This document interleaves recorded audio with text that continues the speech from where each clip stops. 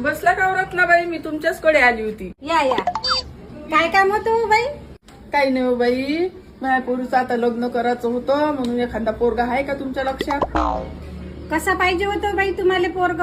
तुम्हाला तर माहित आहे माझी पोरगी किती शिकलेली आहे आणि सुंदरी आहे दिसायले, म्हणून हिच्यासाठी की मला सरकारी नोकरीवाला पोरगा पाहिजे होता. त्याला मायबाप नसले ना तर फारच चांगलं. तो एकुलता एक पाहिजे आणि ते नंदाही नको बाई घरात. माझी पोरगी किती नाजूक आहे बिचारे, मी एक काम नाही करू दिलं तिले. एक पोरगा हाय बाई लक्षात माया. सरकारी नोकरीवर पण आहे, दिसाले पण चांगला आहे, एकुलता एक पण आहे. पण त्याची एक अट आहे. तू बाई सांग ना, लवकर सांग ना.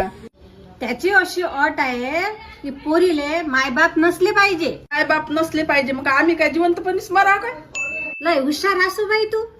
त्याले मायबाप नसले, त्याचे मायबाप मेले तर चालते, पण पोरीचे मायबाप जिवंत असले पाहिजे. मोठी आली.